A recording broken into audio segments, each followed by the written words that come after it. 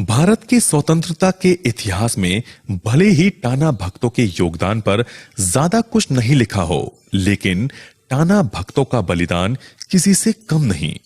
लगाम नहीं देने के अभियान के दौरान कोयला नदी ब्रिटिश फौज की गोलियों से मरने वाले शहीदों के खून से लाल हो गई थी। जब टाना भगत प्रधानमंत्री नेहरू को आजादी की लड़ाई के दौरान अपनी नीलाम जमीनों से संबंधित दस्तावेज उपलब्ध नहीं करा सके, तो उन्होंने मिट्टी का एक ढेला भेजा जिसमें पीपल का एक पौधा झांक रहा था। ये मिट्टी में मिले उनके खून और पसीने का प्रतीक था, जिससे आजादी की कोंपल झांक रही थी। कई टाना भगत जो लाहौर अधिवेशन में शामिल होने के लिए अपने परिवार के साथ गए थे, वो कभी वापस अपने घर नहीं लौट पाए। यह जो टाना भगत शुरुआत हुआ, उनके शुरुआत करता जतरा भगत थे। जतरा भगत शुरू में वे जंत्र मंत्र का काम सीखने जाते थे। इसी क्रम में जंत्र मंत्र सीखने के क्रम में उन्होंने समझा कि सभी जीवों का रक्षा करना चाहिए और वे अपना अनुयायी बनाने लगे और टाना भगत टाना करके टाना भगत समुदाय का शुरुआत किए। टाना भगत शुरुआत होने के बाद उन्होंने समझा कि हमारे जो झारखंड में या देश में आदिवासी समुदाय के उरांव जाति हों या कोई भी जाति हों, उनके साथ बहुत ही अंग्रेज सही ढंग से व्यवस्था नहीं कर पा रहे हैं। इसलिए उन्होंने अपना एक समुदाय बनाए और अंग्रेज के विरोध में अपना लड़ाई छेड़ा। वह लड़ाई इतना दूर तक गया, उन्होंने चौकीदारी बंद करवाया, अंग्रेज के विरोध में विभिन्न तरह के कार्य किए। फलस्वरूप 1916 में उनको जेल पकड़ लिया गया और जेल में रख दिया गया।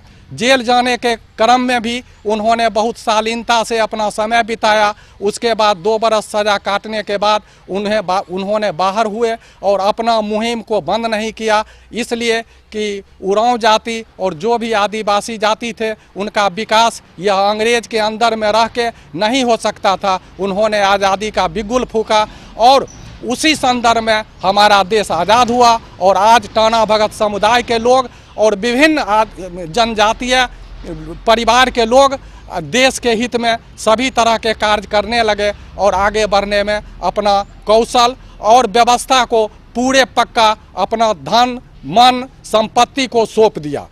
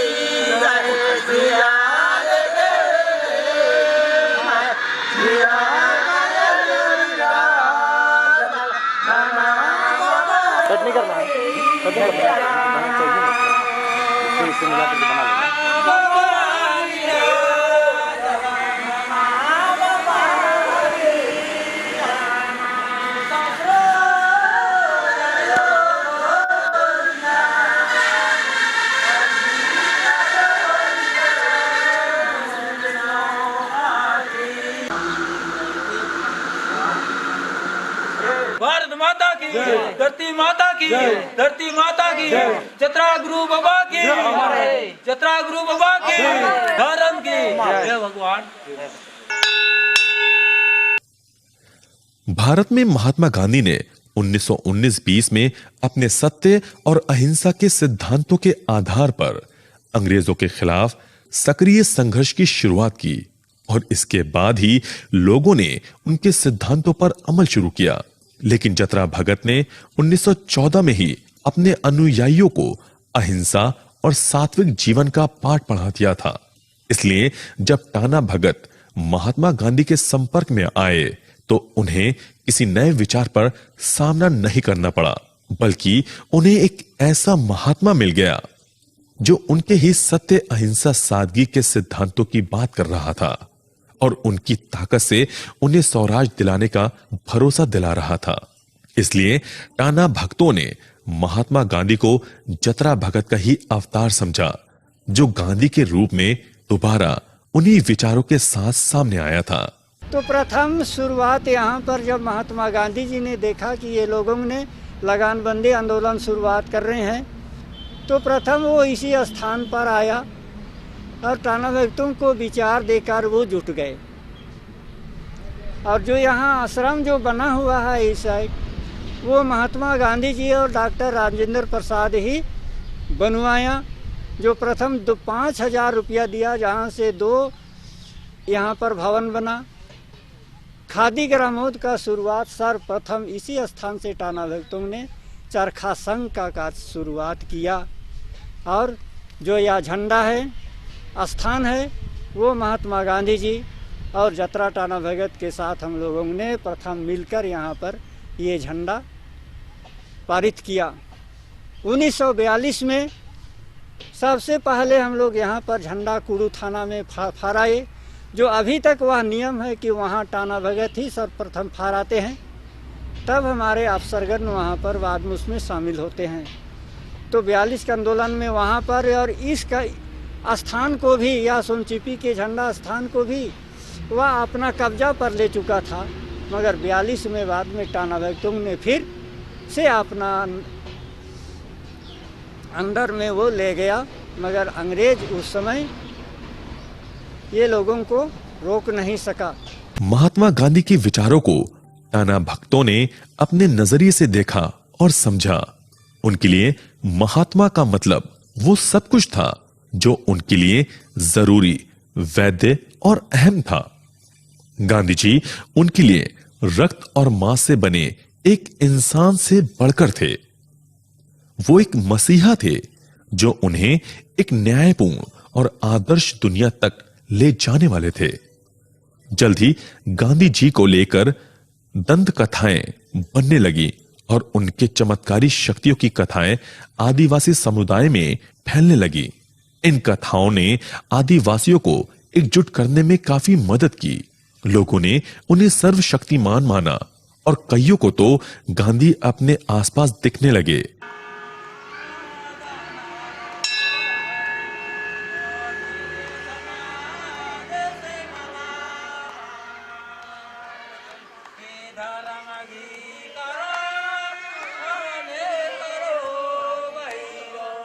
टाना भक्तों से जुड़कर गांधी के चरखे ने भी एक अलग अर्थ ग्रहण कर लिया। अब ये उनके स्वराज यानी लगान मुक्त जमीन के लिए संघर्ष का हथियार बन गया। 1930 के अंत तक झारखंड में राजनीतिक परिदृश्य बदल गया था। सड़कों गलियों में गांधी महात्मा की जय और आदिवासी की जय के नारे गूंजने लगे थे। सत्य अहिंसा के मार्ग पर चलकर यहाँ पर स्वतंत्रता संग्राम छेड़ा था और हम लोगों को बहुत गर्व होता है अपने आप में पर कि हम लोग उस जगह के रहने वाले हैं जहाँ पर इतने बड़े आंदोलन चले थे। टाना भक्तों ने कई आश्रम स्थापित किए, गौ अस्पताल खोले, नए भजन लिखे और धार्मिक आयोजन कर लोगों को एकजुट किया।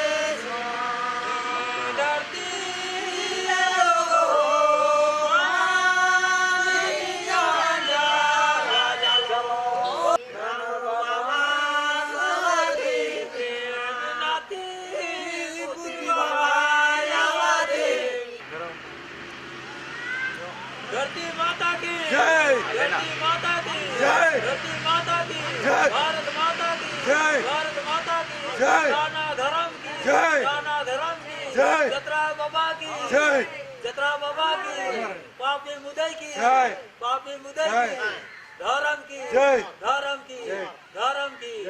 कईयों ने जमीन और खेतीबाड़ी छोड़ दी और पशुपालन में जुट गए, चूंकि पशुओं को देवताओं का अवतार माना जाता था। टाना भगत के प्रभाव वाले इलाकों में एक प्रकार का स्वतंत्र राज्य स्थापित हो गया। इस तरह महात्मा गांधी के स्वशासन की अवधारणा इस कम पढ़े लिखे पिछड़े क्षेत्र में काफी पहले से लागू हो चुकी थी। आज गांधीवाद किताबों, पुस्तकालयों, कुछ सेवाश्रमों और संगठनों तक ही सीमित रह गया है। टाना भगत आज भी खादी ही पहनते हैं, उनके सर पर टोपी होती है और वो हमेशा अपने पास तिरंगा रखते हैं। उनके लिए तिरंगा भगवान के समान है। टाना भगत लोग अभी भी खादी का धारण करते हैं और ये खादी इन लोगों को कहा जाता है कि 1914 में महात्मा गांधी जी रामगढ़ आए थे। उसी समय इस क्षेत्र के सारा टाना भगत वहाँ उस सम्मेलन में गए थे। वहाँ पर महात्मा गांधी जी सबको गांधी टोपी और गमछा ये दिए थे। उसी समय से सारे लोग जो खादी धारण किए और वो आज तक उसको अपनाए हुए हैं।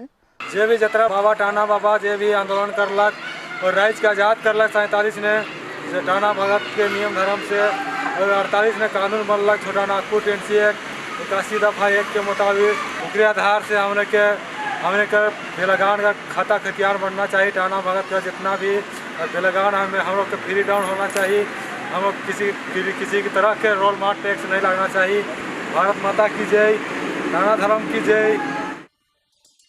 टाना परिवार से भी सदस्य रोज सुबह नहा धोकर पूरे विधि विधान से तिरंगे की पूजा करते हैं, फूल चढ़ाते हैं।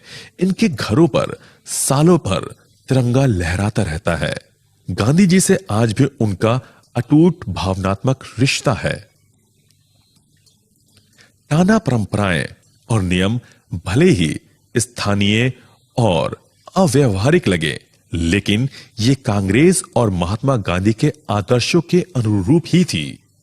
अहिंसा के सिद्धांत का ये इतना कड़ाई से पालन करते थे, इन्होंने लाल दिखने वाली चीजों से भी परहेज करना शुरू कर दिया।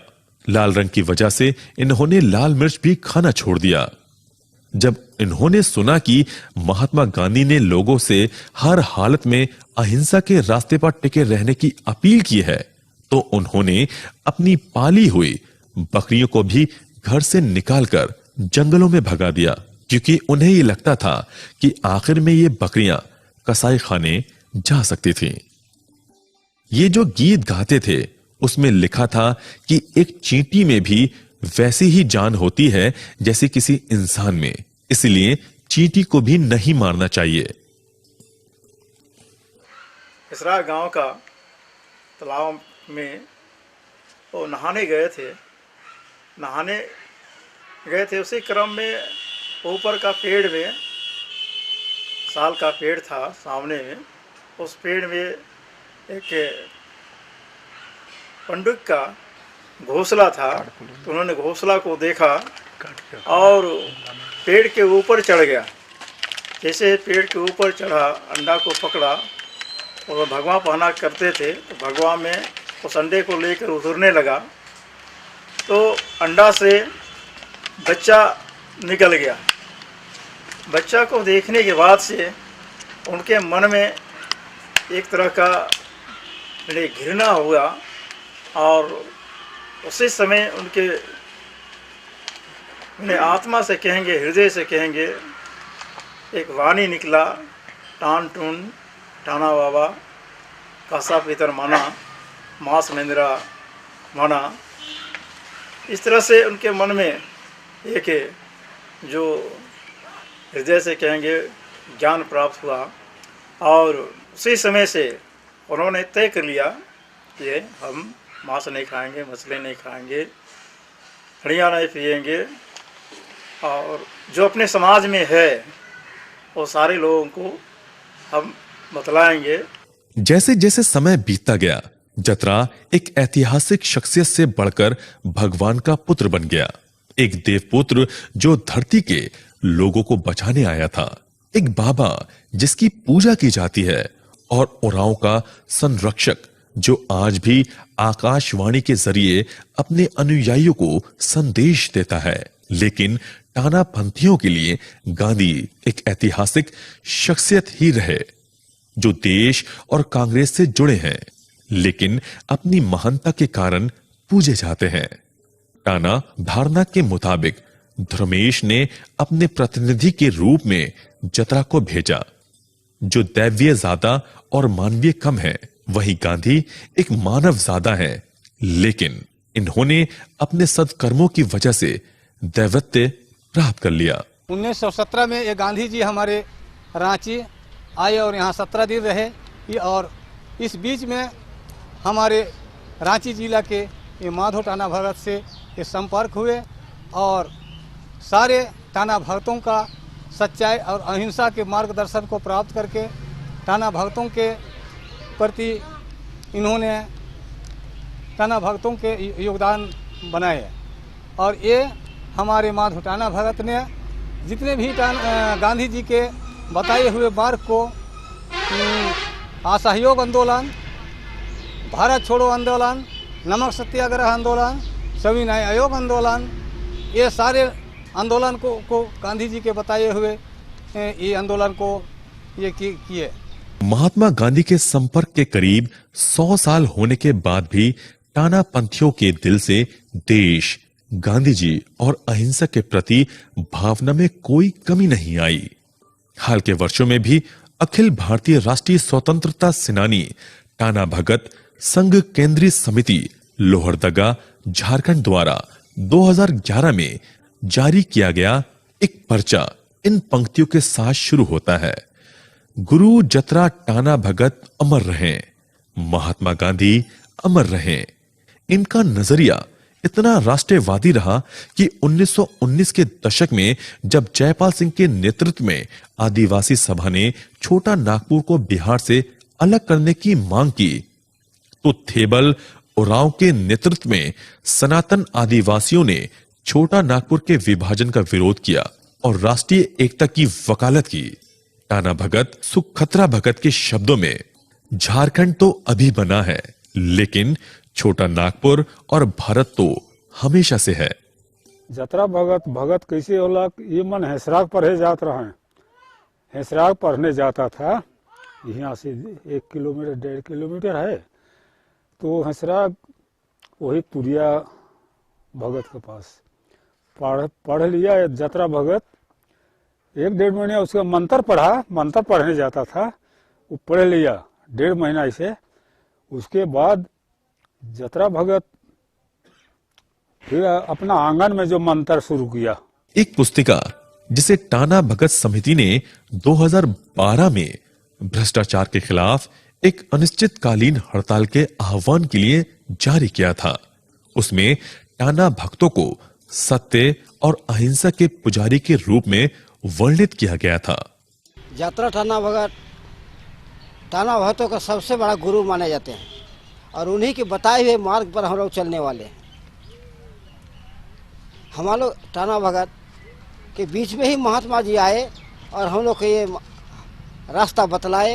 उन्होंने इसी जगह आए थे, 1925-26 में आए थे और हम लोग का ये सोनचिपी आश्रम का शिलान्यास भी किए। हम योजना बनाए थे और घर बनाए थे, चरखा संघ चलाए थे, कपड़ा बुनते थे, कपड़ा बिनाई होता था, सब उसको हम लोग आपस में टाना भगत में खरीदते थे और सिलाई करके हम लोग पहनते थे।